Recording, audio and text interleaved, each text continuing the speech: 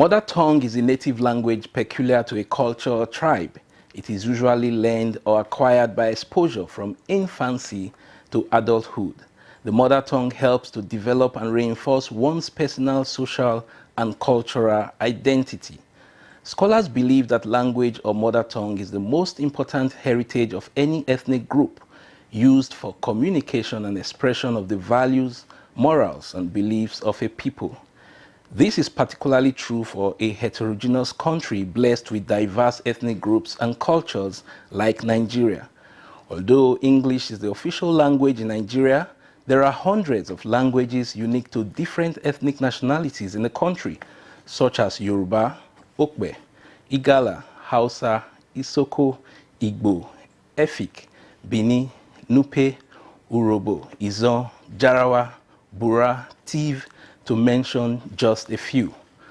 However, the influence of Western culture, or perhaps the love for it, is said to be relegating indigenous languages to the background, and a number of them are at risk of extinction unless the custodians rise up to the challenge of preserving the indigenous languages and passing them on from generation to generation. What factors threaten the preservation of our indigenous languages, and what are the solutions? This episode of the program is rich with different perspectives on the subject matter. Welcome to 30 Minutes on NTA News 24. I am Mitaire Ikpen. Some researchers believe that children can have a better grasp of educational curriculum when they are taught with the mother tongue. In our first report, we shall examine the significance of mother tongue in a multi-ethnic nation like Nigeria, the need for sustenance, and its place in today's educational curriculum. Lydia Sampson takes it up from here. A language consists of words, their pronunciation, and the methods of combining them to be used and understood by people of a community. It is a system of sounds, written symbols, and signs used by people of a particular country, geographic area, or tribe to communicate with each other. Experts estimate that languages in the world vary between 5,000 and 7,000 depending on distinction between official languages and local languages or mother tongue. The mother tongue, also widely known as dialect or native language, is the indigenous language of one's parents or the language of one's ethnic group, and it is usually the first language learned. One's mother tongue usually indicates where he or she hails from. This new generation, the current generation, it seems like no one really understands their mother tongue and the culture is dying, so it's really important for all of us to learn our languages, our mother tongues. It can be very dangerous because I feel there are some places that there are some things your parents cannot say in English because maybe some implications might follow. So they have to say it in your language. And if you don't understand your language, it will be very difficult for her to say it at that moment. And it might be dangerous to you at that place. Once again, mother tongue is an important thing that every child needs to learn. You need to learn it because it is very important. There are some things that are going on nowadays that if the children, they don't even know what is going on. When somebody says something like this insecurity that we have, and if a child knows his or her mother tongue very well, you will be able to understand whatever another person is saying and know that danger is coming.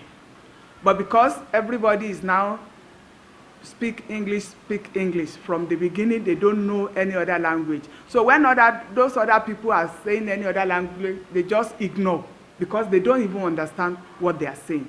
But it is very, very important that every child learn his or her mother tongue. Mwachi means good morning. Abole, how you doing? Teach them how to speak my language because I know it will help them to be a better person in the society tomorrow. Because it's not all about English. English is a borrowed language. But when we learn our language, we get to adjust ourselves tomorrow. I'm from Kogi State, Okun. So I can speak my own language because my own language is important to me than any languages.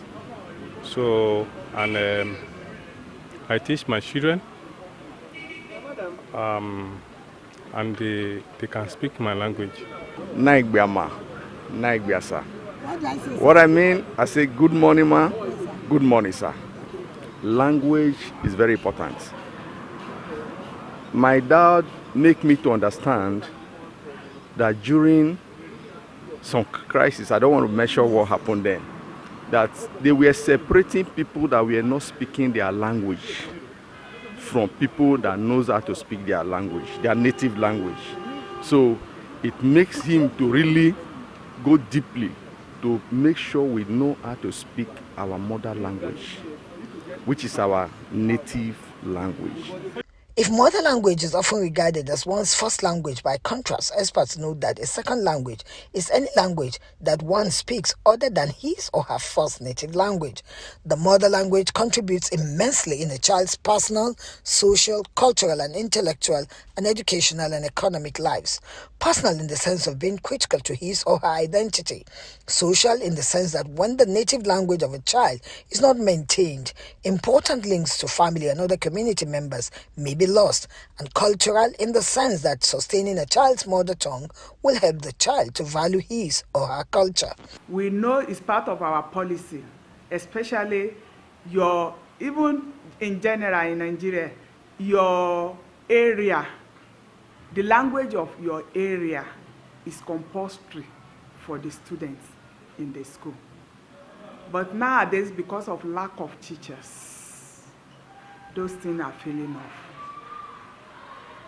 Before, if you are a student, like we are here in FCT, the language of FCT is Gwari, supposed to be compulsory for all of them to learn, so that they can communicate within the community.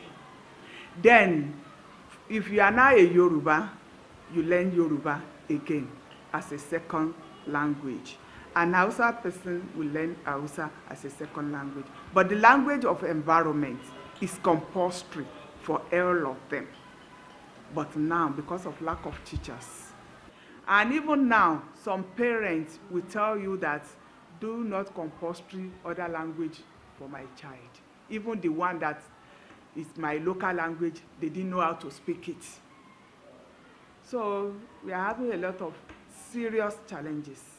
I don't usually speaking my language that much, but the good thing is that my wife speaks my language very well, and you speak with the children. But me, I like speaking English with them so that they will get used to both. Yeah, like I said, it's good for our children to understand our life. Part of the moral training you get, and besides, like I said, one of the reasons why I married my tribal woman is because this kind of a thing I'm talking about. Maybe if I'm not there, she also teach them. So they don't miss that from me because their mother has given them that already. So it's good to let our children understand their language, their native, so that the background where they are coming from, that's what we call demography. You need to know where you are coming from, and get used to it. So it will help you so that even, like one of the advantage of that, like you're in public, you can be able to communicate without other people knowing what you're saying. So it's one of the advantage of try to let your children understand your own native language. In terms of education, experts know that students who learn a second language and continue to develop their native language will have chances of higher academic achievements in later years than those who learn a second language at the expense of their first language. It's good, for our children to hear our language because it's very important, because at times you like to talk to them when somebody is there, you don't want that person to understand what you are saying. So it's very good because it will help the children tomorrow. It's not too late. When you give birth to a child, you can start teaching them till they grow up. Even now, even if they are grown, you can still tell them. Teach them with time, they will understand it. Those that they doesn't teach their children their own indigenous language, I can tell them that it's not good, because when they go out and they only speak English, when you teach your children, there's something that maybe you want to tell your children that you don't want other people to know. But when you speak your own language, then it will help to know what you are telling him or her. You understand me? But if it is only English, it's general language, which is everybody can speak. But if with your language, at least it will help your children to be coded with what you want to speak. Experts reiterate that promoting and acknowledging mother language cannot be overemphasized, as they are the most powerful instruments required to preserve and develop heritage. I feel it's never too late to learn your language. You can start now, or the parents can start when they are little, because when we are little, we tend to learn more faster and easier. So I believe parents can start teaching their children how to speak their language, and gradually we'll all learn. Because even me, I'm not still perfect, but at least I can speak a little bit. For you to make your children to know how to speak your language very well, once they come back from school, you make sure you engage them with your language, because you are not paying school fees for them to learn your language in school, but you are paying school fees for them to learn other things, the subjects that are very important to them. Are you getting me? So it's a very important thing, so that the new generation will not lost out. So it's something that is a continuous something that we need to be speaking to our language, to our children to learn. Are you getting me? They put it in the scheme of work, and when I was writing my junior WAEC, I remember that time they were asking me question in Edo language. What is the name of television? Ekpetuge. That is television. Ekpetuge. That is a box that has glass. Television has glass, right? And I passed it very well. They now ask me again, what is radio in Benin language? I say ekpetu taleme. That is a box that talk. Are you getting me? So it's very important. Educationists have called on the National Assembly to enact a law that will ensure that every citadel of learning in Nigeria, from primary to tertiary level, offers at least one native language relevant to the area or community where the institution is situated. As I've said it before, my advice is we should go back to the policy and ensure that we get teachers in those areas to give to the school, so that we can compulsory it on all of them, as English and mathematics are being compulsory as a core subject. The role of mother language in scaling up moral, social and intellectual value, especially of younger generation, makes it imperative for everyone to enlist in the ongoing crusade to preserve, promote mother tongue language. Experts are optimistic that deliberate and conscious strategies will help prevent mother language disappearance. Several factors are believed to be responsible for the relegation of our indigenous languages. What are these factors, and what are the implications for the individual and the nation? This next report by Thomas Mitaire will reveal more.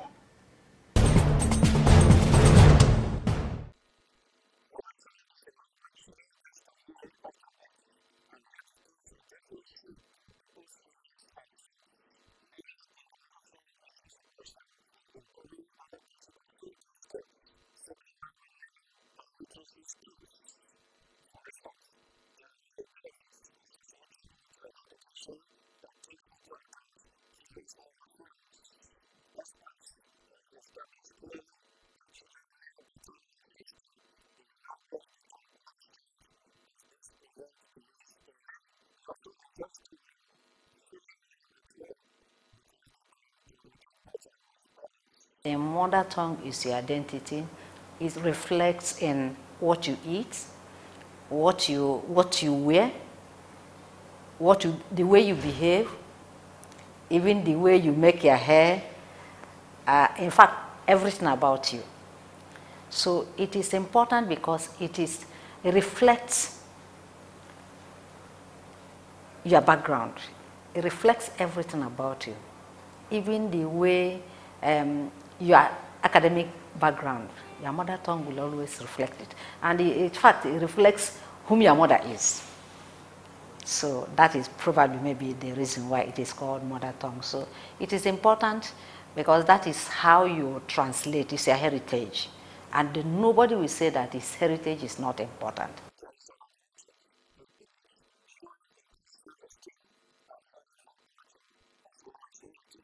It's a major identity of any people.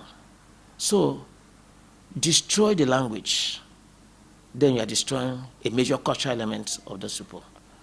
And you can see when the colonial masters came, through the policy of assimilation, we started speaking only English and forgot that we have a culture.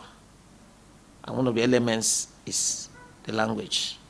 So we are losing our heritage because the language itself is a vehicle through which we promote our cultural heritage.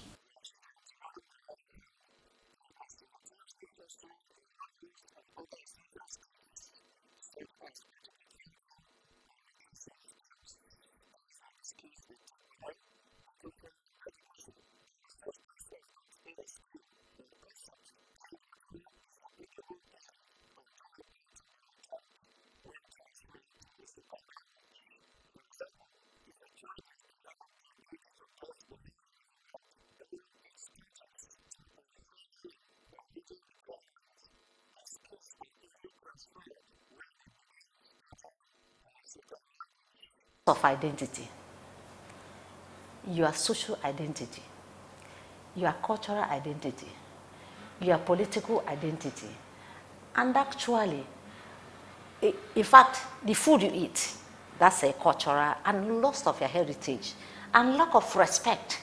The implication is that you may not have respect for other people's language. That is why UNESCO said it's very important that we promote, create awareness, because the moment people know the import and begin to advocate for this mother tongue, they will now, the awareness will be there, and they will have respect for other people's culture. And another thing is that the tangible and intangible part of the culture will not be preserved, because you preserve culture better in your own indigenous language. And another thing is have knowledge, because when you, whether you like it or not, the language of your mother is in your blood. That's why when you go to the Hebrew, you go to Israel, they don't play with their language, because coming from anywhere in 1948, you will say that they came back 1948. But when you go to Israel, they're speaking their language, because that language, that is mother tongue, it runs in your blood. And if you dare try to learn, it is deeply rooted. That is what they call home intelligence. Learning will be a lot easier, and that is why it is, the advocacy is that preschool age, children will be taught with their own mother language. It helps them to learn fast.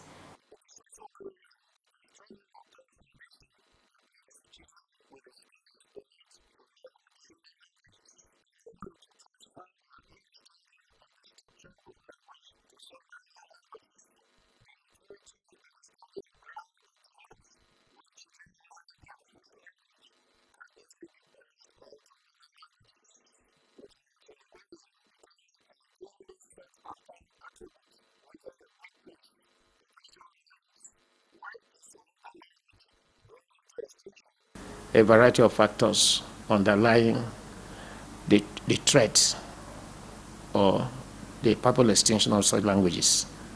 First and foremost, I must commend government, because if we look at the educational development in Nigeria, these indigenous languages were part and parcel of the curriculum. Igbo, Yoruba, Hausa languages have always been taught. Even in Cross River, for instance, the Efik language was part and parcel. In fact, it was compulsory. But that was what government did and what government has been, the federal government has been promoting. But along the line, we don't know, many other factors crept in, and which are talking about the extinction of the languages, one of which is parental attitudes. Most parents, educated parents, or the elite, so to speak, do not communicate with their children in the mother tongue. In fact, I think that informed the policy of Professor Balfour, the late Professor Balfour, when he came on board as a Minister of Education. He promoted indigenous languages. that should be used at the primary school level, junior primary school level, and so on. So if parents change their attitude towards this indigenous language, which they look at inferior, a factor of colonization, we feel that our languages are inferior to the English language, so they don't promote it. So it starts from the home. Federal government has done a lot to promote the languages, but at the level of the home, most parents don't speak the language, and it's a major problem or challenge. Neo-literacy. People want to show that they are literate, and being literate means that you don't even need to speak outside, you don't need to speak Igbo, you don't need to speak Yoruba, you have to belong, you know. If you cannot even speak it, you can mix it with Pidgin. That's why we have accepted and adopted Pidgin. So neo-literacy. The second one is about not elitist life, wanting to show that you're literate when you are not, because the moment you speak, that accent would have taken you to where you are coming from. And the another thing is urbanization. I don't want to begin to expatiate, unless you want me. Another reason is educational policy. The policy of education that has actually played down on the mother tongue in the area of curriculum. Then you look at the area of urbanization. I have said it. Mingling of people, mixing, and the people will now find a middle line, or maybe you are moving from one part of the world to the other, or part of Nigeria to the other. You will want to identify with that, or maybe you were born in that environment or that urban area, and you people will find a central language that you speak. The other one is low parental upbringing, which is catching up with so many of us. Many of us are guilty of it. These are some of the, not all, but some of the factors. And because the policy has not supported languages, indigenous languages, literary works on indigenous languages are going down. So people are not writing to encourage children to read. And because it is not there in the curriculum, the children who are coming from the new literate, let me call them new literate people who feel that speaking English is the best way out of it. When they get into the school, from the preschool age, the teachers will be speaking for them English. And in some places, they will say, you want my school to be called Ibotic school. So, you know, speaking of any other language except English in this school. So these are some of the factors.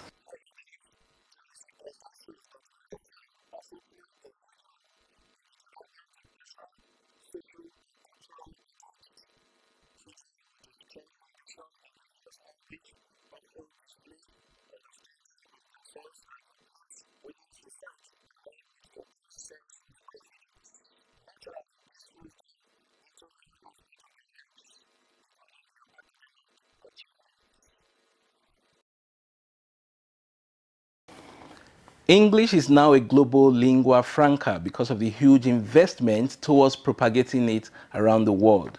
So also is French and several other languages. Perhaps the most aggressively propagated in modern times is the Chinese language. And considering the influence of foreign languages, it will certainly take deliberate efforts, strategies, and investments to preserve and propagate indigenous languages for instruction and learning, as well as for the preservation of cultural heritage and for national development. Parents are advised to speak their local languages to their wards, and in this era of information and communication technology, encoding indigenous languages in instructional materials and even cartoons can go a long way to preserving them from generation to generation.